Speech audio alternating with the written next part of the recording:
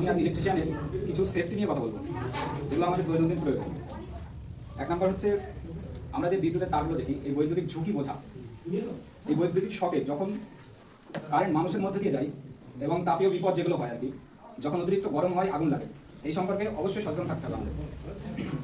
বৈদ্যুতিক যে কোনো কাজ করতে গেলে আমাদের সঠিক সরঞ্জাম ব্যবহার করতে হবে। বৈদ্যুতিক নিরাপত্তা এটা অবশ্যই, যেমন গ্রাউন্ড ফল্ট সার্কিট যখন থাকে এবং গ্রাউন্ড কন্ডাক্টর, এগুলো সঠিকভাবে আমাদের ব্যবহার করতে হবে। তারপর আমাদের ইলেকট্রিশিয়ানের যত রকম কাজ হয়, এগুলো অবশ্যই যোগ্যতা সম্পন্ন কর্মীদের দিয়েই করা উচিত। কেবল প্রশিক্ষিত এবং যোগ্যতা সম্পন্ন ব্যক্তিরাই যদি বৈদ্যুতিক কাজ না করে, তাহলে যে কোনো রকম দুর্ঘটনা ঘটতেই পারে। লাইভ সার্কিট থেকে দূরে থাকা। লাইভ সার্কিট মানে যে সার্কিটে সবসময় কারেন্ট চলাচল করে আর কি, মানে যখন বৈদ্যুতিক যন্ত্রাংশ দিয়ে কাজ করছে না, তখন লাইভ সার্কিট অবশ্যই দূরে সরিয়ে রাখতে হবে বা সেটাকে মেন অফ করে রাখতে হবে, তা নাহলে আমাদের দুর্ঘটনা ঘটতে পারে। জরুরি অবস্থার জন্য যে কোনো প্রস্তুতি আমরা নিতেই হবে।